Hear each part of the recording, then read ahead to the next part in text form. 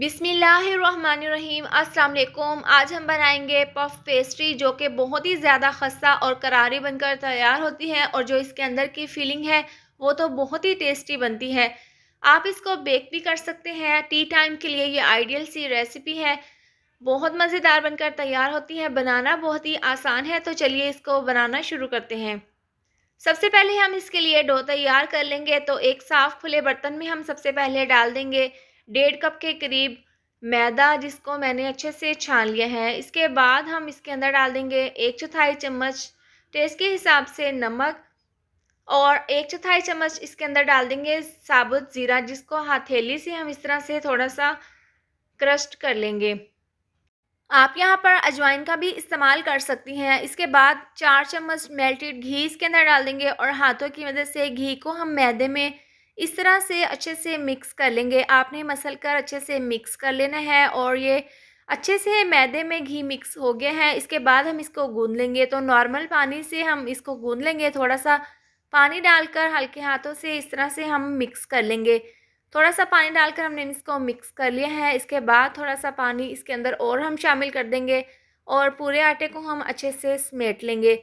यहाँ पर हमने इसकी बहुत ही अच्छे से मुक्की लगा दी है। अब इसको हम कवर करके 30 मिनट के लिए रेस्ट के लिए रख देंगे। अब पफ पेस्ट्री के लिए जो हमने ज़बरदस्ती फिलिंग तैयार करनी है, उसके लिए हमने यहाँ पर लिया है 1 अदद चॉपर और इसके अंदर हम 1 प्याली मटर और 1 अदद आलू, जिसको मैंने इस तरह से काट लिया है, ये हम इसके अंदर डाल देंगे और इसका हम एक पेस्ट तैयार कर लेंगे।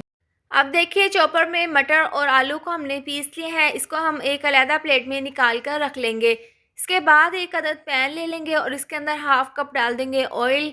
इसको हम गर्म कर लेंगे। ऑयल जब आपका अच्छे से गर्म हो जाएगा तो आधी चम्मच डाल देंगे साबुत ज़ीरा और ऑयल में हल्का सा इसको भून लेंगे। जब इस तरह से इसका थोड़ा सा कलर चेंज हो जाएगा तो 1 से 2 बारीक कटी हुई सब्ज़ मिर्चें डाल देंगे और इसको हम मिक्स कर लेंगे। इसके बाद 1/2 प्याज बारीक कटी हुई हम इसके अंदर डाल देंगे और ज़ीरे के साथ हम इसको अच्छे से मिक्स कर लेंगे। प्याज में हमने यहाँ पर कलर नहीं लाना, बस हल्का सा हम इनको सॉफ्ट कर लेंगे।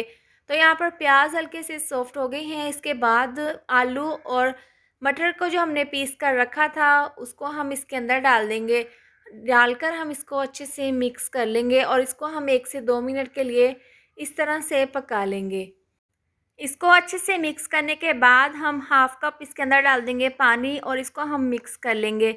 इसके बाद हम इसके अंदर चंद एक स्पाइसेस डाल देंगे। तो आधी चम्मच डाल देंगे नमक, आधी चम्मच पिसी हुई लाल मिर्च और 1 चम्मच डाल देंगे धनिया पाउडर की, 1/4 चम्मच डाल देंगे पिसा हुआ गरम मसाला। ये तमाम मसाले डालकर हम इसको मिक्स कर लेंगे।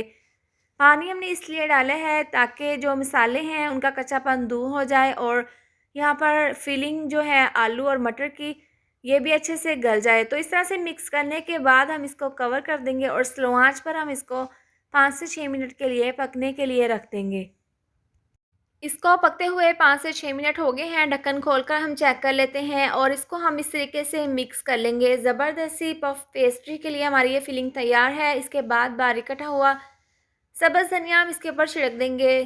क्योंकि हमने इस फिलिंग को ग्रीन ही रखना है, इसलिए हम ये डालकर इसको अच्छे से मिक्स कर लेंगे। ज़बरदस्ती हमारी ये फिलिंग तैयार है। इसको हम रख देते हैं एक साइड पर और जो हमने आटा गूंद कर रखा था उसको हम चेक कर लेते हैं। डो को चेक करने से पहले हम यहाँ पर एक पेस्ट तैयार कर लेते हैं। तो 4 चम्मच इसके अंदर डाल देंगे कॉर्नफ्लोर। ये डालने के बाद 4 से 5 चम्मच हम मेल्टेड घी इसके अंदर डाल देंगे और इसको हम मिक्स करके इसके हम ज़बरदस्त सा एक पेस्ट तैयार कर लेंगे।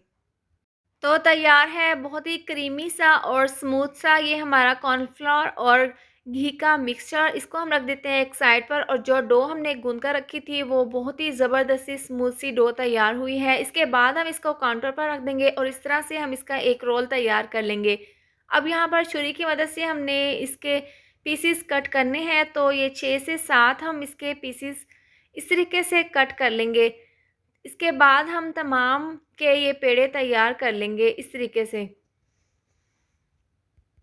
तमाम पेड़े तैयार करने के बाद एक पेड़े को इस तरह से गोल करते हुए इसकी हम छोटी सी रोटी बेल लेंगे। इसके बाद हम इसको काउंटर पर रख देंगे और बेलन की मदद से मज़ीद हम एक बड़ी सी रोटी तैयार कर लेंगे। एक रोटी हम तैयार कर लेंगे, बाकी के जो हमने पेड़े तैयार किए थे उसके भी हम इसी तरह से रोटियां तैयार कर लेंगे।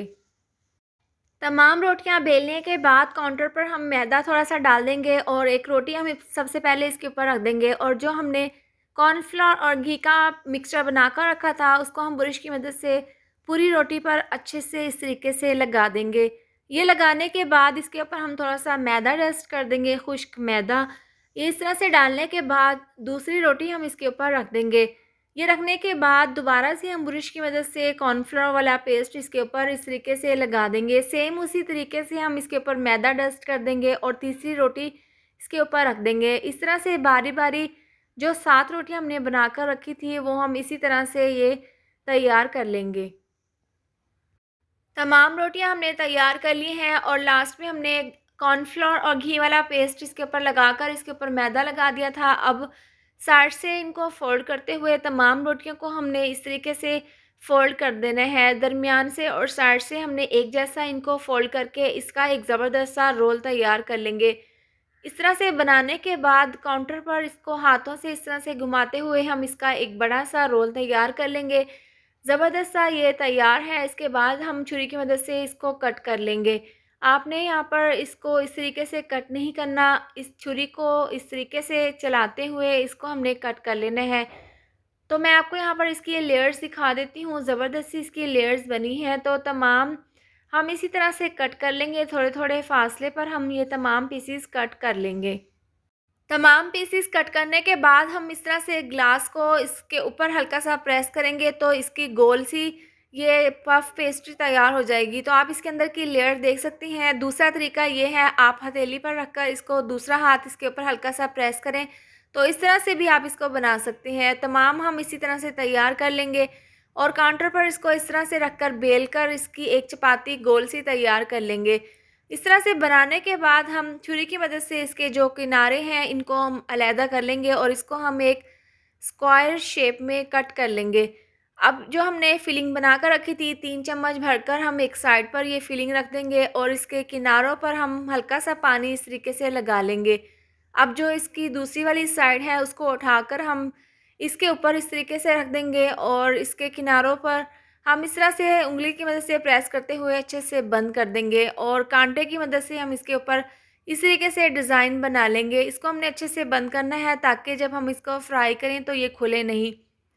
तो यहाँ पर तमाम हमने ये तैयार कर ली हैं और पैन में हमने ऑयल को गर्म कर लिया था और 2 से 3 ये पफ पेस्ट्री हम इसके अंदर डालकर इनको फ्राई कर लेंगे। एक साइड से इनको फ्राई होते हुए 2 से 3 मिनट हो गए हैं, इनकी साइड को हम चेंज कर देते हैं और दूसरी साइड से भी इनको इसी तरह से फ्राई कर लेंगे। ऑयल हमने यहाँ पर ज़्यादा गर्म नहीं करना, मीडियम आंच पर हम इनको फ्राई कर लेंगे। इनको मीडियम आंच पर फ्राई होते हुए 7 से 8 मिनट हो गए हैं। हल्का सा ज़बरदस्त सा इनमें कलर आना शुरू हो गया है। मज़ीद अब अच्छा सा कलर आने तक हम इनको फ्राई कर लेंगे और आपने इनको मीडियम आंच पर फ्राई करना है। मीडियम आंच पर जब आप इसको फ्राई करेंगे तो ये बहुत ही क्रिस्पी बनकर तैयार होंगी। तो यहाँ पर 2 से 3 मिनट के बाद आप देख सकते हैं बहुत ही ज़बरदस्त सा इनमें कलर आ गया है और इनकी ज़बरदस्त सी लेयर बन गई है। तो इनको हम निकाल लेंगे, जो बाकी की हैं उनको भी हम इसी तरह से फ्राई कर लेंगे। तो तैयार है गरमा-गरम पफ पेस्ट्री। आप इनकी फाइनल लुक देख सकते हैं। ये बहुत ही ज़्यादा खस्ता और करारी बनकर तैयार हुई थी और जो इसके अंदर की फीलिंग है वो तो बहुत ही ज़्यादा टेस्टी बनी है और मैं आपको यहाँ पर तोड़कर दिखा देती हूँ। आप देख सकते हैं बहुत ही मज़ेदार ये बनकर तैयार हुई है। इसके साथ ही अगर आपको मेरी ये वाली वीडियो पसंद आई हो तो इसको लाइक और शेयर करें। चैनल पर नए हैं तो इसको सब्सक्राइब कर दें और साथ दी हुई बेल को भी प्रेस कर दें ताकि मेरी आने वाली हर नई वीडियो का नोटिफिकेशन आपको मिलता रहे। अल्लाह हाफ़िज़।